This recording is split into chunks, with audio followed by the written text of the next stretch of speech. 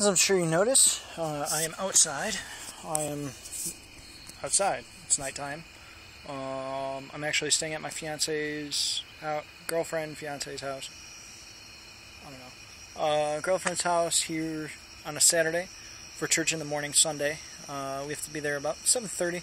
So instead of driving out to my house, which is about a half an hour, I'm watching a bug. Instead of her leaving her house at 6:45 to get to my house at about 7:15 to get to the church at about 7:30, 7:40. How about I just spend the night here? Parents are here, nothing like that. Spend the night here, and we just leave at 7 o'clock and be there bright and early. We're serving tomorrow, so that's why I'm here. So what is your box? What box do you live in? Is your box a prison? Are you the warden? Well, let me rewind just a little bit. Yep. Kidding. Today, I was freed from a prison. We all have prisons in our life. Whether your prison is digital cameras to see if we're still recording, just to make sure. If your prison is, you have to make sure everything is right the first time. Is your prison fear of the unknown? Are you good enough? If I try this and I fail, if I try this and I don't know what I'm doing, I'm gonna fail, so I'm not gonna try at all. Or is your prison something only you know? Is that your prison? Have you told anyone that you're actually in this prison? Or is anonymity, for the first time I actually said it right, is anonymity your prison? My prison today was praying for others. Shocker! Holy crap, really? Yes, really. Low blood sugar, so I have to rest you on my leg if you don't want to shake your camera. My prison was praying for people, okay? And I say that because, well, I could pray for you. If I said, hey, I'm praying for you, I'll pray for you. But I am not one to approach people I know and say, hey, do you need prayer? I'm not one to be hanging out with my friends and say, hey, you know what, we should pray for this meal. I'm not one to do any of that. Shocking, really. I'm a closet Christian in a sense. I believe in God wholeheartedly. I can give you my testimony 5 ways from Friday, but you ask me to pray for a meal, and I start stuttering. I'm afraid. I'm afraid of what other people will think. Let me pass you a lockpick, okay? Because I say a lockpick and not a key, because you're going to break out of your prison. You're going to walk out of there a free man or a free woman, but you're not going to walk out there easily. It's not going to come easily. It's not going to be click and you're free. It takes some work and frustration to get past that. For example, today, okay, the way, love my beard, I shaved, if you can't tell. Oh, rougher on that side. Oh no, I'm just rubbing the wrong way. No, it's, anyway. So let me set it up in a figurative sense, and then, I already set it up in a figurative sense. Prison. Okay, my lockpick today, was a family, it was a, baby shower for my sister. She's having her first kid. I say first because I can see my sister having 2 or 3. It's a boy, and he's due in October. So, a bit curious. And my lockpick was my cousin. Okay, no names, just because that's respect. My cousin, she's going through a real tough time. I don't know any of the details, so I don't want to try to paint a picture with 3 or 4 details that I may have wrong. Point is, though, the biggest point to all this is she's going through a rough time. She's trying to get out of a situation she's been in for at least 20 years, from my knowledge. And it's very limited, so this could be longer, it could be shorter. But for 20 years, she's been in this situation, and she's finally seeing that, oh wow, this is not the best situation. And she's afraid. She's afraid she can't do it. She's afraid she can't leave, is the it. And so I'm listening to this, and I'm pondering, and finally, I make a lockpick out of a piece of straw. Okay?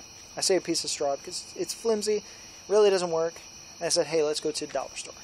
Okay? God's like, no, straw doesn't work. Okay, you don't know what you're doing. You're not going to the dollar store. Matter of fact, let's go to Walmart with her son. Okay, my cousin. My second cousin? I don't know how that works. They're blood related.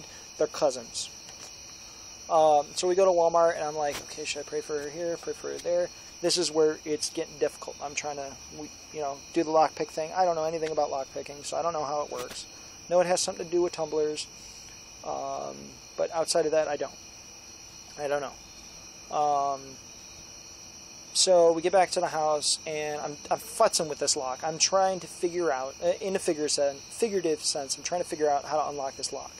In the absolute sense, I'm trying to figure out how to pull her to the side, because I don't want to just, hey, folks, I want to pray. And there's like 12 people around. My family, we're all, no, we're not all closet Christians. We're just all in the closet about something or other. It could be tough love, to put it that way. Okay, tough love, we'll leave it at that. So I told her, hey, you know what? As they're leaving, okay, I was like, Jenny, which is the fake name, okay? I figure it's more personable if I give a fake name of Jenny, like Jenny Lee. I like the name Jenny. Like if I had a daughter, I would totally name her Jennifer. I really would. So like any girls that I ever refer to and I mess up and I call them Jenny, I don't know 2,000 Jennies. That's why. Well, not that's why. You know what I mean? Like, you have John Doe and whatever the girl John Doe is, a female John Doe? I don't know. You know what I'm saying though. That was a slip up because I use Jenny and Jesse as male and female people I don't know. That's a Jesse right there. It sounds crazy. I am crazy. You should meet my brother insane. He's crazy. No, I'm crazy. So I'm like, hey, could I pray for it? She kind of had this like, whoa, like an explosion look on her face. Well, so-and-so are leaving and I have to follow them. And I pulled up to their car real quick. I walked over to it and I was like, hey, you know what? I want to pray for this person. I'm not going to say her name. I'm going to pray for this person. Would you mind holding up? Sure. So, and then I walk over to my cousin, and she's like, well, do I have to hold her hand? How do I... She believes in a higher power, but I know deep down she believes in God. We all believe in God. We just don't know what to call him. Some of us more so than others. But she didn't know what to say. Checking to make sure we're still recording. I wish I could see what's on the screen. To make sure we're still... Ooh, I'm zoomed way in. Hopefully you haven't been looking at my nose hairs. That'd be awkward. But, so she's like, do I have to hold her hand? What do I have to do? And I was like, well, nothing. I'm lifting you up. Okay, that's the purpose of prayer. It's not... that's one of the purposes of prayer. If I want to pray for you, I'm not saying, hey, let's pray. I'm saying, let's go ahead and stand up... not stand up, sorry, I'm... doing two things at once, listening and talking. Hey, let me lift you up in prayer. So, I'm lifting them up to God for their problems, whatever that is. Okay. Number 2 is lifting up a burden, the both of you. Okay. If you're praying with someone, and you both are believers, and you both have a problem, you lift it up. And then the third, like subject matter, if you will, to pray is rejoicing. God, you're awesome. Can't believe you did that. Thank you for whatever. But I prayed with her, and it was like I'm futzing with this paperclip, this lockpick, whatever kind of pick this is, and I'm going click. Click? Pull the lock? No, it's not a dream. I'm free. I'm free of myself. That doesn't mean I'm going to be a pastor tomorrow. Though, hey, if God has that in the cards for me, I'm okay with that. I really am. I've been called pastor several times by different people. Just because of and it always gives me chills to mention that, Pastor Chris. Just because of the demeanor, just because I love God. I really do. I mean, it's a feeling like no other. Think of your first love. Okay, that girl you really liked, or that guy you really liked, and you had all these butterflies in your stomach, and you're just not like But like, wow. That feeling I'm trying to describe but can't, that's how I feel about God. So, what to come back around, what's your prison? What's your box? Because all our boxes are not boxes, they're prisons. But that's the illusion Lucy gives us, is our prisons are just boxes. You can leave. That's not that severe. Oh, it's not a big problem. You're just shy. No, that's a prison. Because we're called to be with one another. We're called to talk with one. We're called to mingle. We're not called to be singular creatures. We're not called to exist by ourselves. We're called to break out of the box, to break out of the prison. And what's your prison?